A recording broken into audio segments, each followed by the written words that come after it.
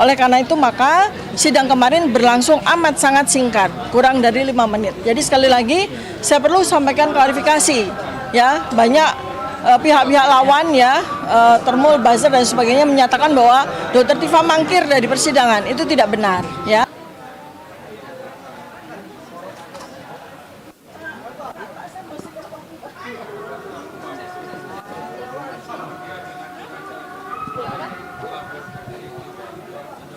Sudah, nggak apa-apa. Awal, nggak apa-apa.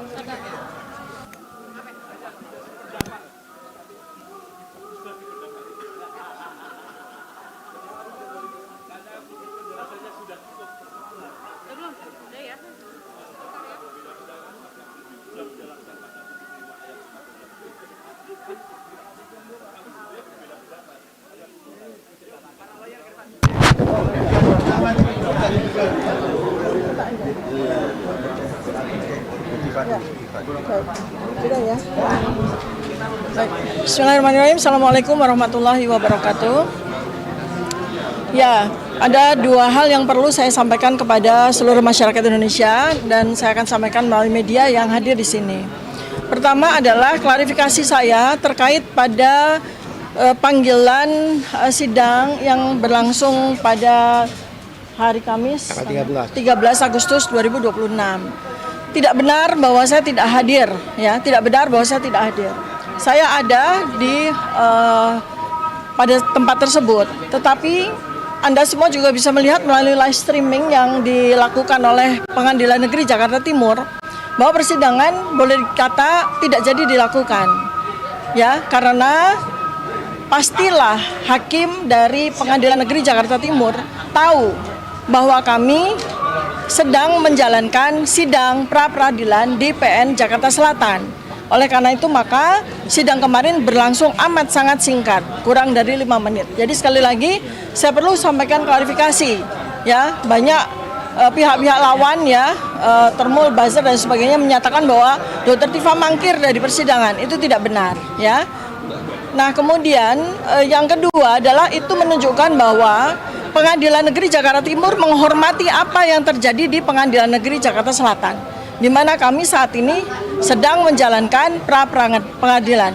Dan sesuai dengan undang-undang bahwa sidang pokok perkara itu tidak bisa dijalankan kalau sidang pra-peradilan masih berjalan, ya. Itu yang harus diketahui oleh seluruh masyarakat Indonesia. Nanti lebih teknisnya akan disampaikan oleh advokat saya. Itu pertama adalah klarifikasi yang perlu saya sampaikan di sini. Kemudian yang kedua adalah saya memberikan underline, saya memberikan penegasan bahwa saya tidak mangkir, saya tidak menyerah. Terbukti dengan apa yang tadi para advokat saya sampaikan pada sidang pra-peradilan ini.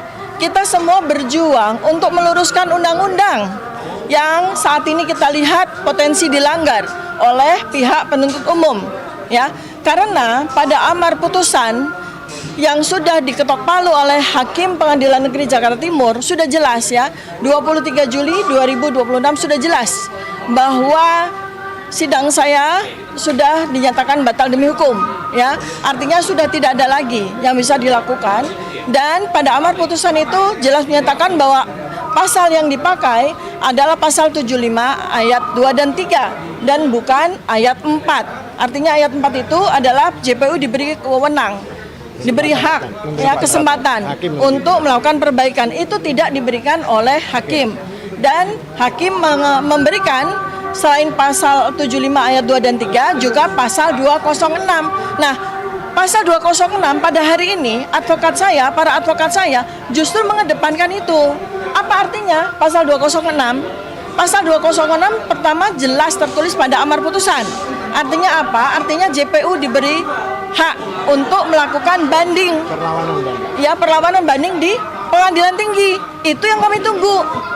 Kalau memang JPU mengajukan perlawanan di pengadilan tinggi, akan kami siapkan. Jadi sama sekali tidak cerita Dr. Tifa mundur, ya.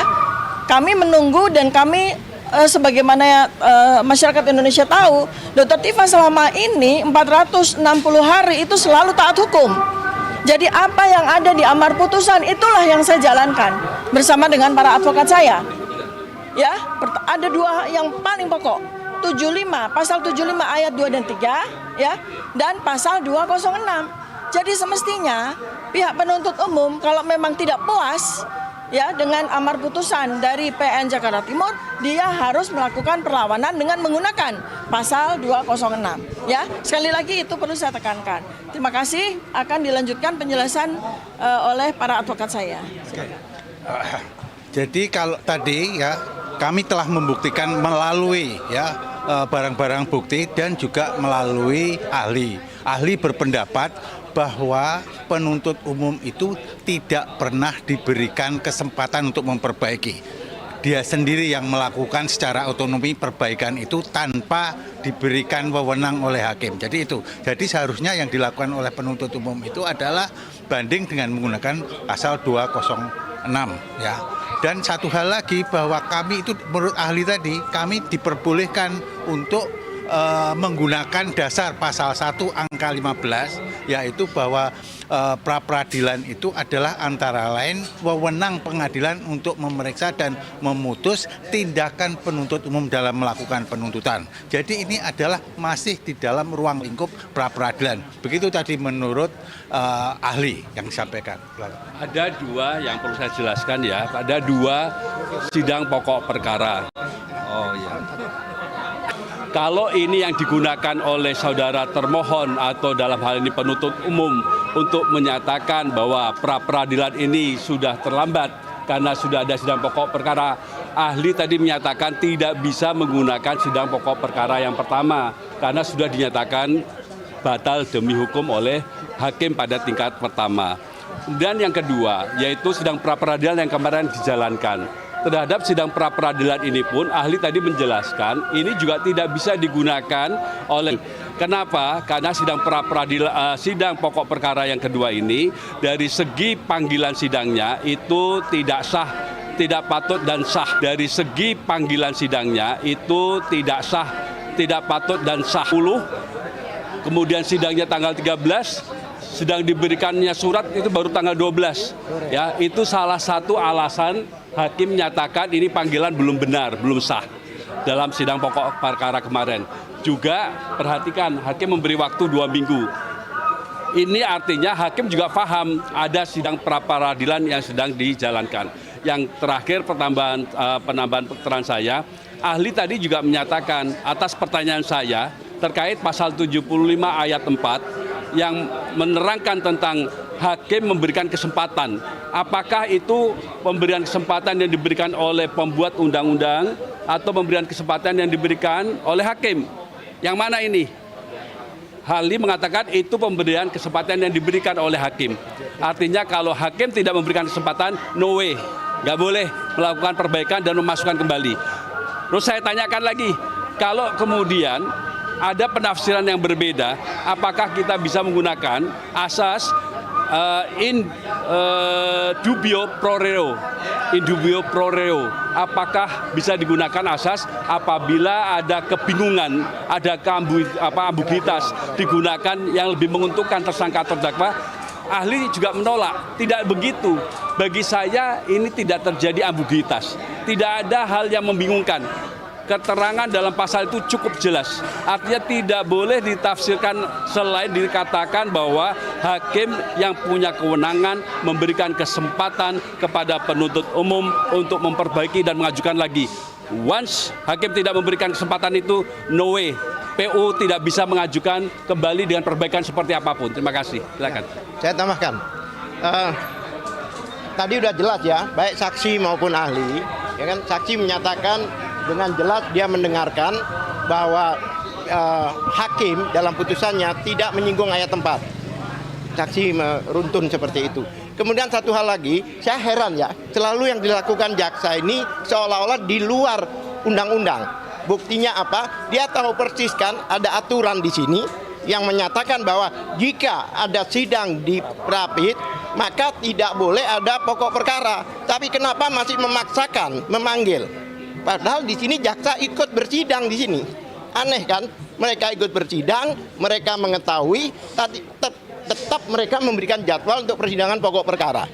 Banyak hal-hal yang dilanggar, termasuk panggilan. Relas yang diberikan itu seharusnya minimal 7 hari sebelumnya, bukan setengah hari, ya kan? Oleh sebab itu saya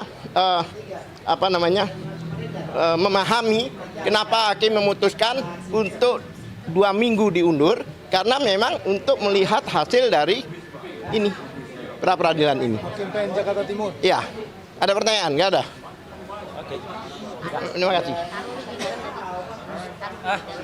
Udah gini aja. Saya sebenarnya nggak perlu banyak komentar. Saya datang untuk sekali lagi mensupport sahabat saya yang luar biasa kita dengar, dan saya setuju tadi penegasannya bahwa kenapa kemarin Dr. Tifa tidak kelihatan di ruang sidang. Beliau ada, saya tahu ada, tapi itu sikap yang harus dihormati. Yang kedua adalah ini bukti bahwa antara saya dan Dr. Tifa, termasuk dengan semua kuasa hukumnya, adalah kita tetap kompak, kita tetap bersaksi.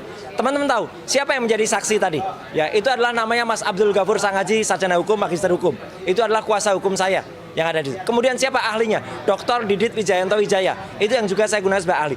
Jadi kita sama-sama serempak, kompak, dan itu kita buktikan bahwa kita harus melawan apa yang namanya kezoliman, kita harus melawan yang namanya kriminalisasi ini. Saya kira dari saya cukup itu. Maju terus Dr. Tifa dengan teman-teman kuasa hukumnya, ya. Jadi jangan takut, kalau ada apa-apa kita akan lawan. Wah, gitu ya. Terima kasih. Assalamualaikum warahmatullahi wabarakatuh.